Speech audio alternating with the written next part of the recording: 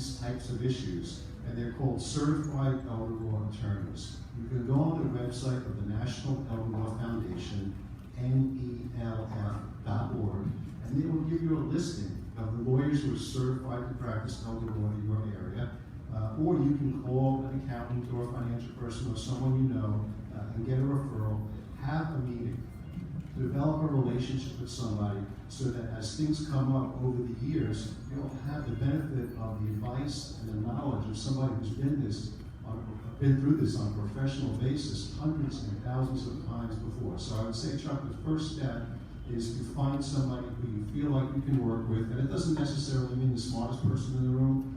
You have to be comfortable with the person. You have to be comfortable asking questions and then feeling like you're being treated properly, because at the end of the day, other than your health, for most people, your health and your family, the most important topic is the finances and making sure that you have money to live out the rest of your life and hopefully to leave something to your family. Was that the first question they asked? You know,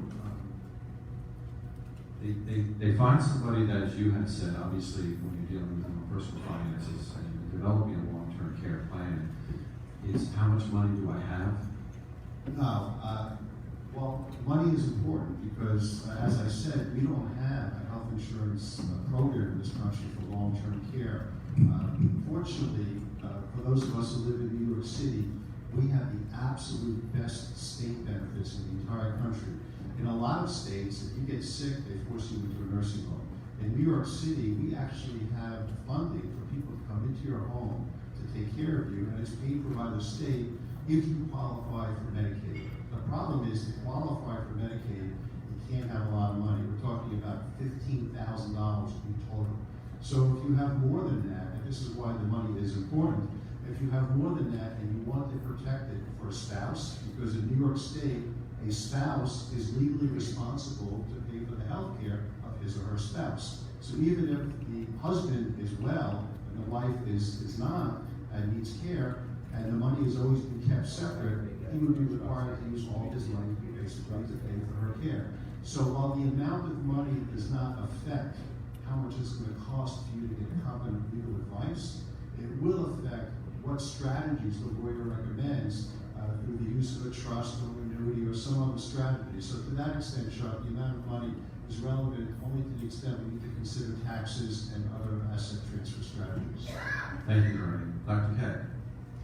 Yes, thank you for inviting us to this panel. I'm really happy to be here with you all.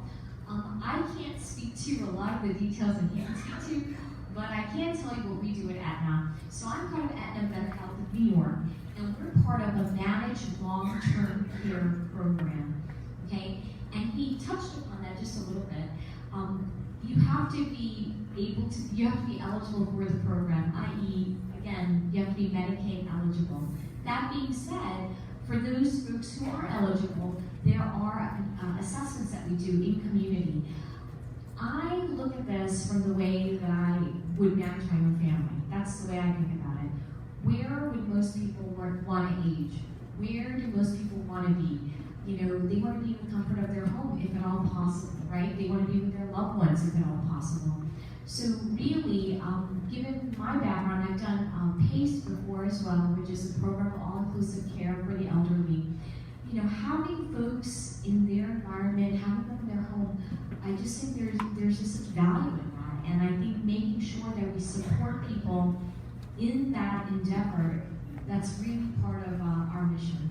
And I think what we like to do is we like to create healthy care plans. How can we keep you at home? Say you have a loved one who's with you, right? So say you have a husband, or you know, you have children that you're living with, but they're struggling to take care of you because you're unable to be left alone. You know, is there a daycare that we can have you go to during the daytime, right? So that's a possibility.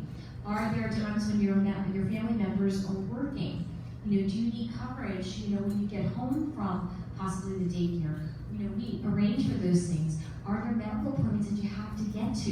Is there dialysis that you have to go to? I mean, all these things, we look at you individually and make sure those things are kept in place, right? For instance, for folks who don't have support, who are living alone, how are you going to have a personal care person that can come in and help cook for you? If not, is there Meals on Wheels that we can get for you? I mean, all those programs that are supportive to keep you in the community, to the most independent, to lead the most independent life. That's what we want. Really, our end of life, the quality of the end of life is very important. And I want to say that, good care is good for everybody. Good care, right? So making sure, and it's not just, putting in things that don't make sense. What is it that makes sense for you? I think those are the things that we ask. We ask for a lot of support, feedback from our members. We ask for family support. We ask for caregivers. We have meetings that folks come to. We really want to know what you guys are thinking. Are there different things that we can make better? So that's kind of where we're at. So I'm going to come back to you. I want to talk to you about a health care plan. Melissa, you are from a partner here at Five West and run by the Bristol, owned and operated by Bristol. Talk a little bit about your place. And again, thank you so much for this wonderful day and for inviting us. And we work with residential options for individuals in assisted living and with Alzheimer's disease and other related dementias. And it's important to understand that for many people, a first choice is to age in place in their home and to remain in their home. But it's important also to explore and to plan for other options that may, for many reasons, come up that people may want or for other reasons be not able to do that and to live in their home.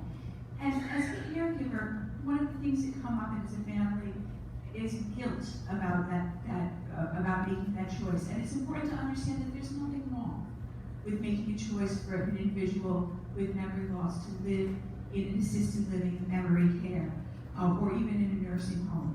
Sometimes the caregiving burden will become more than that individual can handle. For either physical reasons, the care will become more than they can handle. For behavioral reasons, the home environment will become unsafe for that person. That person may begin to wander out of the home. And so it's important very often to plan before those things come up, to discuss early on what those options may look like or how that may be, to plan also financially, to make sure that resources are in place, and what that might look like. There are a lot of different communities, there are a lot of different amenities out there, and what might be comfortable, and the best option for that person as you come up as well. So what we're showing you is three different perspectives here. Dr. Kay, I'm going to go back to you. When individuals leave here today, tonight, they're thinking about the conference, what three questions would they ask themselves to start developing a care plan? I would say first thing, what are my goals? Where do I see myself? And, as you're looking at your life, you're looking at the sunshine years, the sunset years of yours, what are the most important things to you, right? And really developing a plan around that, making sure those things that are important to you. For instance, if it's very important for you to be part of a certain church group, right? It's being part of a certain club. It's being, those social aspects of things that you want to do, things that are important to you. We like to help plan around those things. I love it when my care managers, I have a big team that I work with. I love it when they know the integral details of my members' lives. And we make monthly calls, so we always have to talk to our members. It's part of our regulations. And the questions that I hear when I pass by, and it always makes me laugh, they're like, so how's the cat? Was the cat good today? I mean, just knowing people, right? Knowing what's the driver. We have this wonderful member, and she was a Holocaust survivor, and her story, so powerful. And she really expressed, what it is that that is so important to her. And she would come to our meetings, our member meetings, and she would tell people, you need to volunteer. You need to volunteer time. If you're able to, give time back to the community, give time back to the community. And she's 86 years old, healthy. I mean, she's not 100%, but you know, she does so much with her life. But it's that zeal. What are the things that make your life worth living? And we want to help plan around those things. I think that's what I would say. Thank you. Bernie, 2 questions. I was upstairs trying to get everybody to come back down, and one woman said, I can't afford it. I'm not going to stay. That's my first question, to address that, because hopefully she did stay. Second question, maybe you want to answer this first. When do you start planning? So the woman upstairs, she can't afford what? To go to a lawyer? Or She just said, I can't afford long-term care. I just can't afford an attorney. I can't afford it at all. So I would ask her, can you afford to lose your house? Can you afford to lose your life savings, your dignity, and everything that you've worked so hard for? And while I'm not dismissing that this is a significant issue, lawyers charge money. They feed their families too. But you have to balance that against what it would cost not to get competent legal advice. And this is not one of those areas where I think you ought to cut corners. It's not a simplistic transaction like buying a house where it's routine, it's a residential real estate closing. This is a very sophisticated, narrow area of the law that takes into account a number of different subfields. So while I understand cost is an expense, and it is a big reason why people wait, because 80% of our practice are people who are in crisis. Mom called up, her husband had a stroke, dad was just diagnosed with Alzheimer's disease, so something already happened. And now all of a sudden, when something happens, and you're staring at $20,000 a month of long-term care expenses, a couple grand that it costs to go to an attorney to fix things doesn't seem so expensive. But when you're 5 or 10 years removed from that, and you're healthy, and you have your fingers crossed saying that I'm not going to be one of the 70%, I'm going to fall into the 30% that just dropped dead of a heart attack and don't get a chronic illness before I die, well, then a couple $1,000 seems like a lot of money. So I would say you can't afford not to do this if you care about your family and you want to make sure that what you worked so hard for is going to be there for them after you're not here, because they will take it away from you very quickly. The tax rates, people complain about taxes. Tax rates 30, 40, 50%. The long-term care tax rate is 100%. They will milk you for every dollar that you have down to $15,000 before they will start paying for your care for a loved one with Alzheimer's. Now, what can you do about it? Well, you can go to a lawyer to get your affairs in order, a financial person, and one of the things you ought to consider is long-term care insurance, because many people are under the mistaken misconception that their private insurance will cover this, that if they have Medicare, it will cover this. It does not cover this. There's a special kind of insurance called long-term care insurance that you have to purchase when you're healthy. The younger you are when you buy it, the less expensive it's going to be. And another benefit of buying it at an early age is that if you buy a policy with an inflation rider, then the benefits that you will get if you need to file a claim later on will go up each year. So I don't think it's ever too early to plan, and it's never too late, as I said. But people often ask me the second question that Chuck asked, which is, when is the appropriate time? The reality is, people in their 50s are not going to realistically focus on what happens if I have a long-term chronic illness like Alzheimer's disease. They view that, well, okay, that's going to happen to people in their 80s. The reality is, there's about 500,000 people in this country who are under the age of 65 who have Alzheimer's disease. In fact, my own aunt got it when she was 52, had it until she was 67. By the time she was 55, she didn't know who I was. She lost all of her money, and 52 to me, 58, 52 seems like a pretty young age. So, but realistically, to give you a concrete answer to Chuck's question, I would say people in their 60s ought to start thinking about this, because the younger you are, the less likely you'd be willing to give up control of your money. And in order to do some of the planning that is often recommended, whether it's tax planning or long-term care planning or elder planning or Medicaid planning, you would have to part with control of some of your money because there has to be a way to make you look poor on paper. You have to get down to that $15,000 limit. So the money is moved into a trust or some other account, and you don't have as much control over it as you otherwise would. So my experience is people in the 50s are almost never ready for this.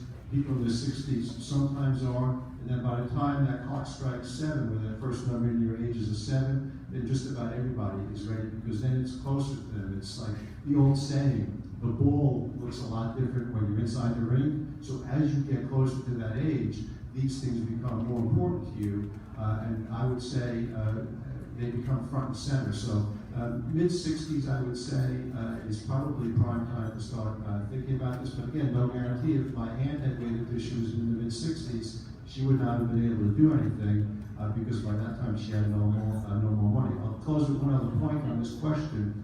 Just because somebody has Alzheimer's disease does not mean they can't do the planning.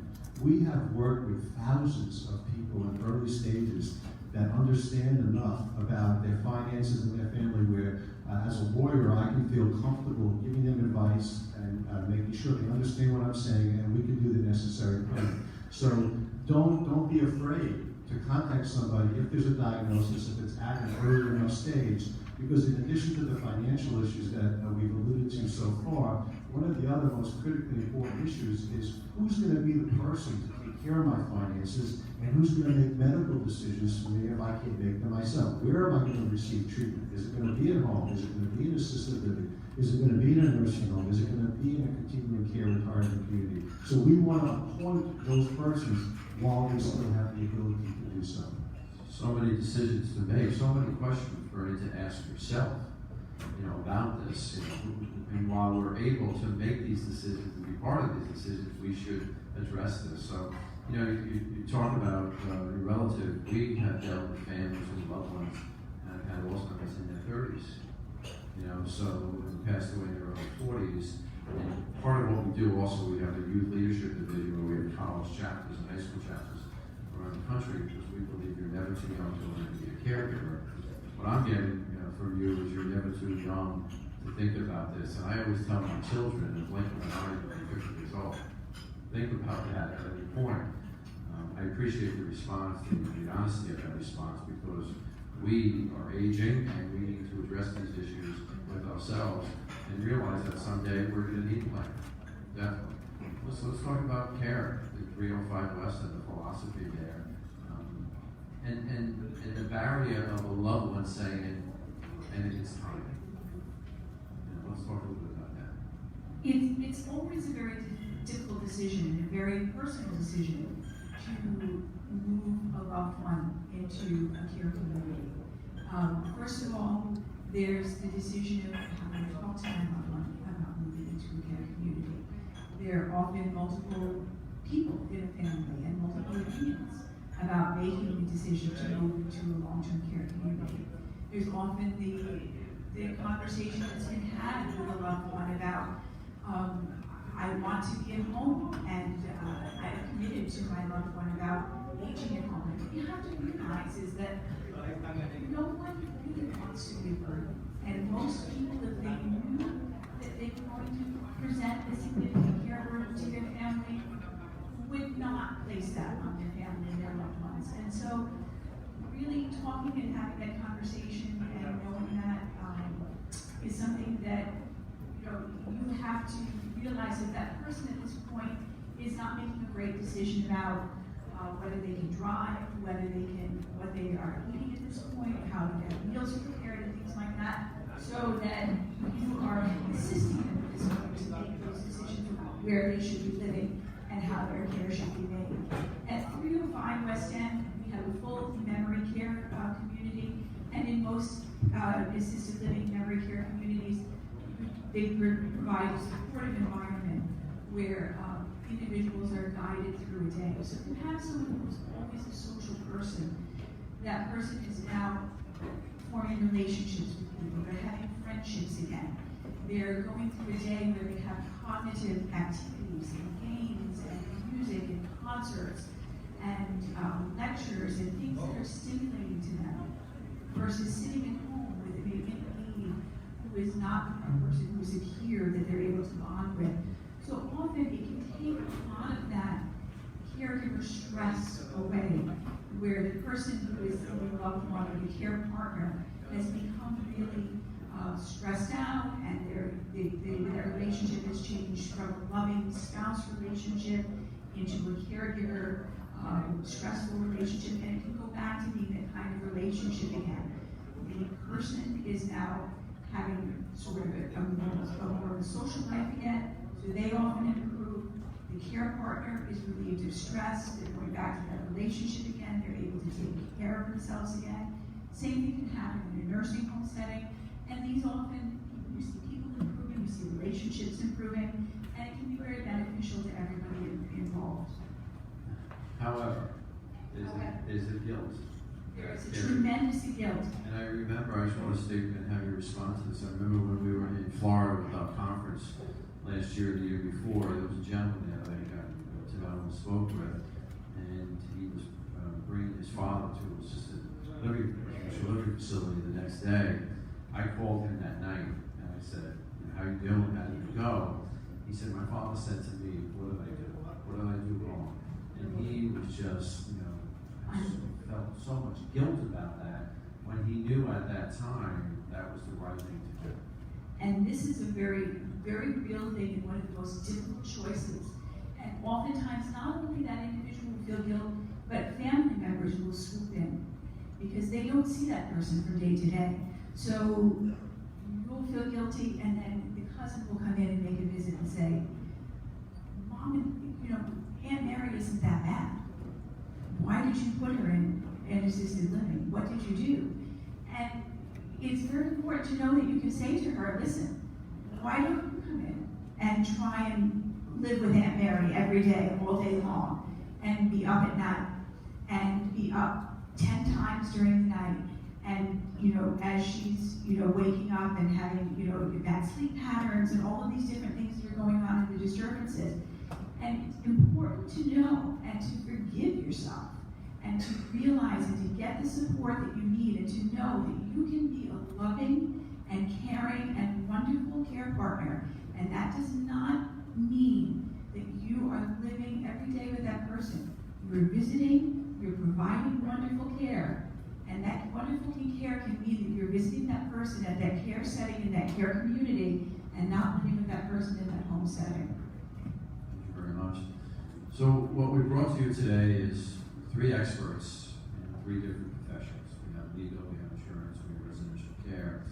You see the challenges, just number one, addressing this, and there should be a challenge addressing this, as a legal expert had talked about.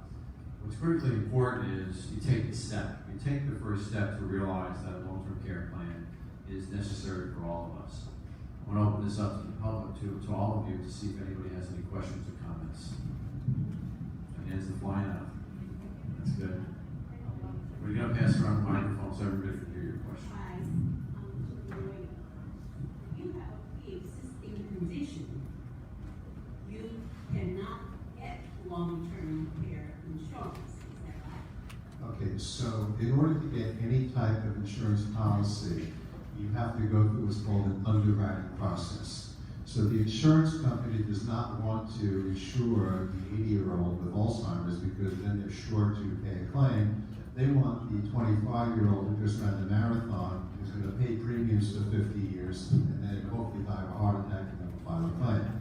But the whole concept of insurance is a pooling of risk. So you buy the insurance, you buy homeowners insurance, not because you want your house to burn down. You buy car insurance, not because you hope you get into a car accident. And you buy long-term care insurance to make things easier on your family in case something happens to you. Unfortunately, the reality is if you have a pre-existing condition, and the underwriting requirements are much different for life insurance than they are for long-term care, so you may still be eligible for life but not long-term care. If you have a pre-existing condition, if you've been diagnosed with Alzheimer's, in fact, now the insurance companies are asking you questions. Do you have a family member with Alzheimer's, and maybe they don't even want to insure you then. So that's why it's so important to go as soon as possible. The younger you are, it will cost less, your benefits will increase because of the inflation rider, and most importantly, you're much more likely to get insurance. So once you've been diagnosed, you're not going to be able to get insurance.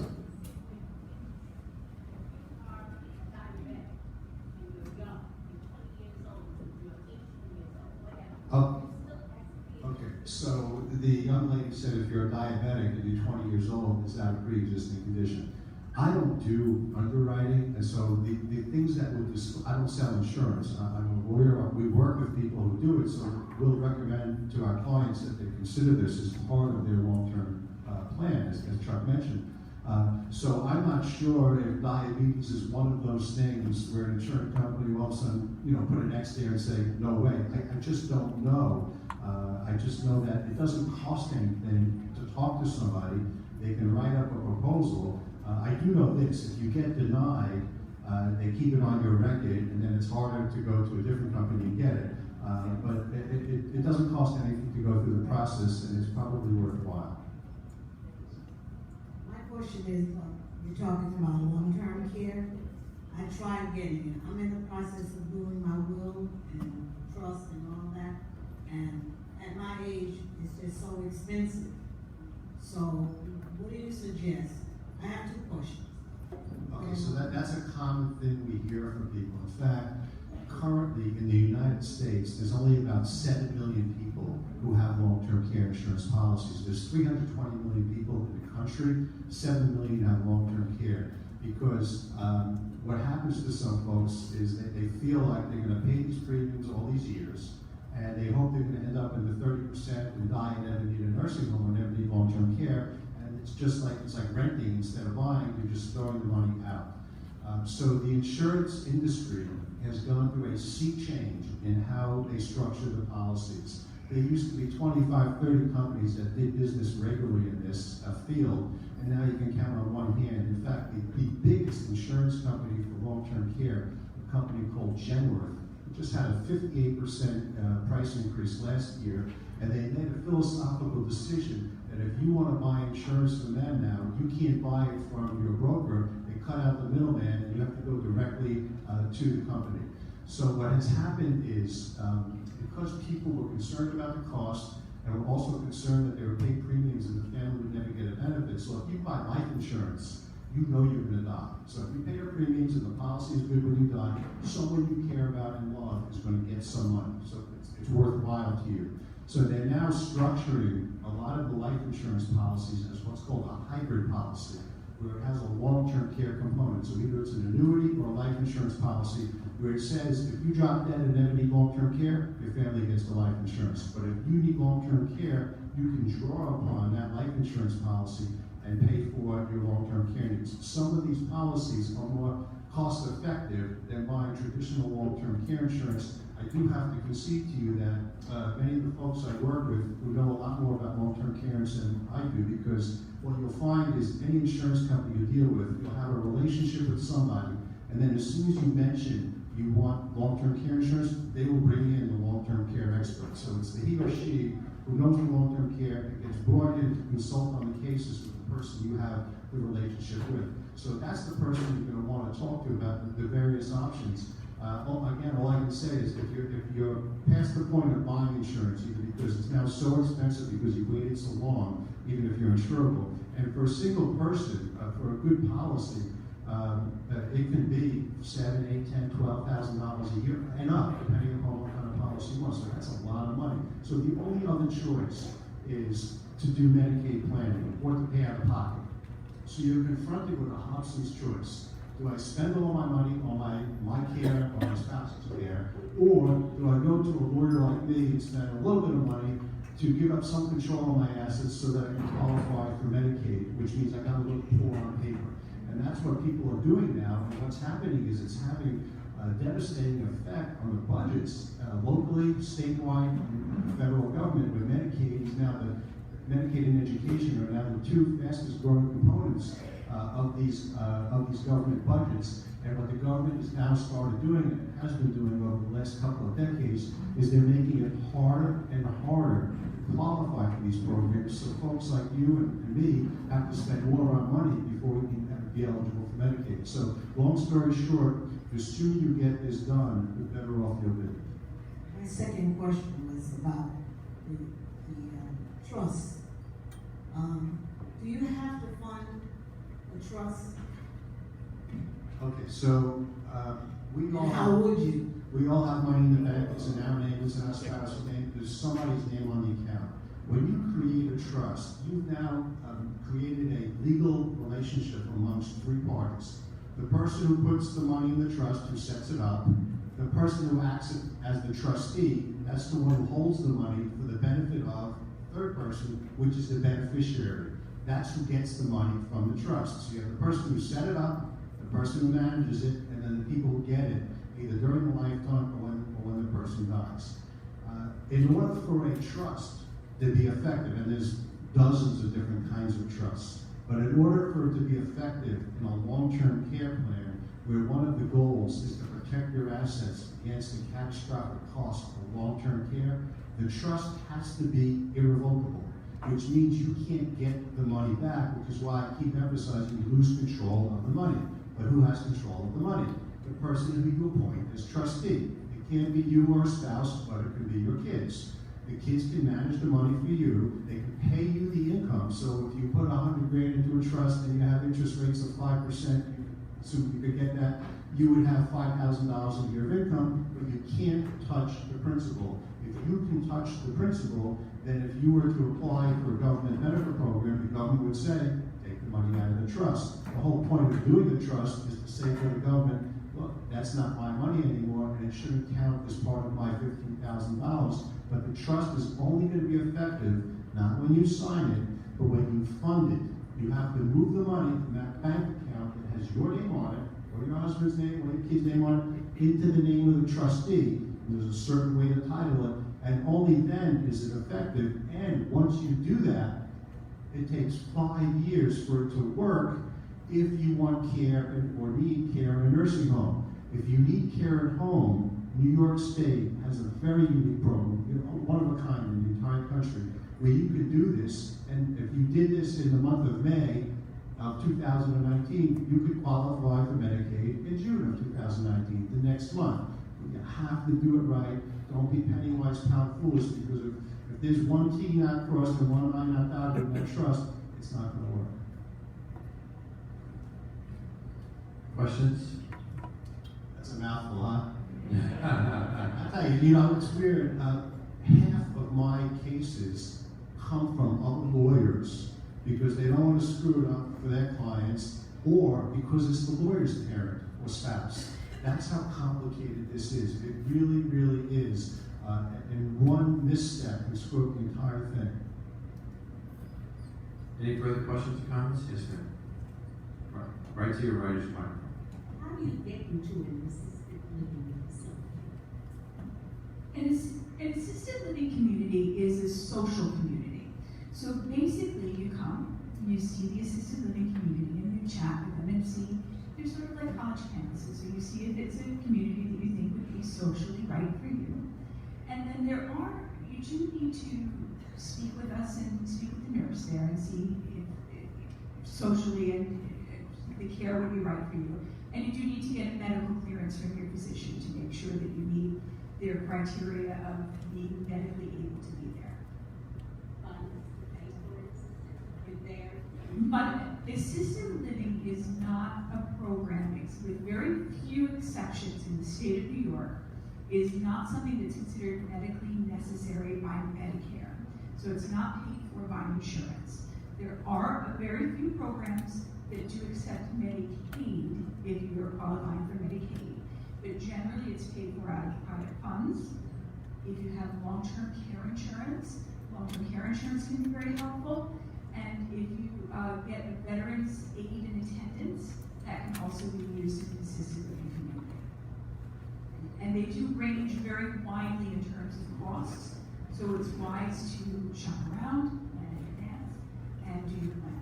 So, because there are a lot of them that fit different budgets. Yes, ma'am.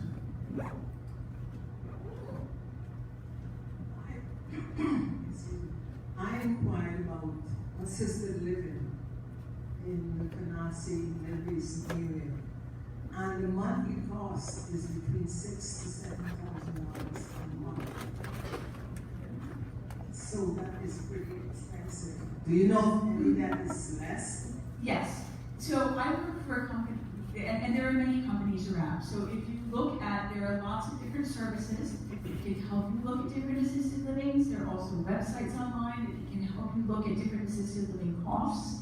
There's lots of information out there, and there are assisted livings for every different budgets. They range in cost. There are communities that are as little as $2,000 to $3,000 a month. They range in cost all the way up to $20,000 a month. So they range in amenities. All of them offer a home life setting. They offer some sort of nurse on site. They offer meals, housekeeping, a program of activities every day. And other than that, they range very widely in terms of their amenities. So they do fit every budget. You just need to look, get some information. There are lots of different clearinghouses that can give you different sites, and you can call in, a place for mom, different places that can recommend different places to you that will suit your budget. Absolutely. Okay, the second question, is it true that if you go into assisted living and you spend all your money, will you get Medicaid after a certain time? In New York State, only a very few assisted living communities accept Medicaid. There is no New York State requirement that after you exhaust your funds in New York State, that they accept Medicaid. But some assisted livings do, so that's a very good question to ask the community before you go in if they accept Medicaid or not. So at most communities, if you let them know that you're exhausting your funds, they will work with you to find a community that does at that time. Thank you. So let me just add to that quickly, Chuck. So there's a handful of assisted living, it's called the ALP, Assisted Living Program in New York State, that will take the same kind of Medicaid that you get when you have someone come into your house, so there's no 5-year look back on that. But they are so hard to get into. A good point was made that the other assisted living facilities that are private pay, once you run out of money, unless a family member is going to step up to the plate and write that check, you'll then have to take the person out of the facility. It's not like that in a nursing home. All the nursing homes in the New York metropolitan area take Medicaid. So when you run out of money, you stay there and Medicaid pays for it. It doesn't work like that in assisted living. It's more like a landlord-tenant relationship. So you have to be careful about that and plan for it. Don't wait till the money runs out. Talk about it a few months in advance so that the facility can help you. I'm sure they will. They do. We had clients go through this to find an appropriate setting, whether it's one of the assisted livings that takes Medicaid or whether it's a nursing home or a home, whatever it is. Don't wait for the last minute and then all of a sudden the assisted living is not getting paid. You don't know where you're going to go, and then it creates an adversarial relationship. You don't want that. You want to make sure that you have those conversations in your planning. All of these conversations that we're having are about advanced planning. Making sure that you're looking at these settings ahead of time, having open and honest conversations, and there's lots of help out there. As we see, there are a lot of resources, and they're all available. It's just a matter of conversation.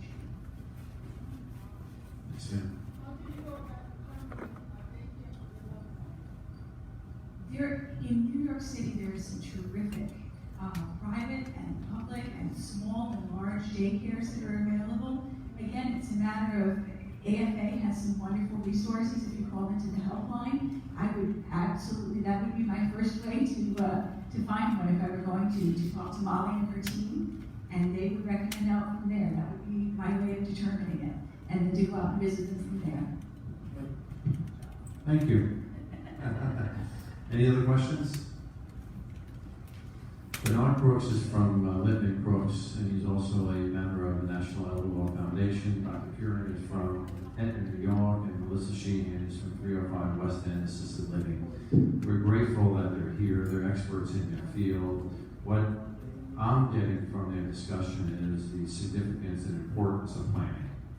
And this is an issue that we all need to address for ourselves and for our loved ones and those we're caring for. I think Bernie said it best, don't be late in decision making. This is something that needs to be done. We need to all be proactive.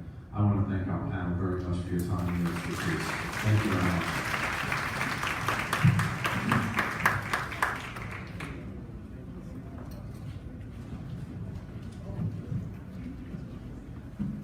So thank you very much, ladies and gentlemen. The conferences that we have, this National Educating America Tour, is just part of all our initiatives, care, education, and research, and it's critically important that you hear from the experts, but you hear about what best practices and what services are critically available and are important to all of you.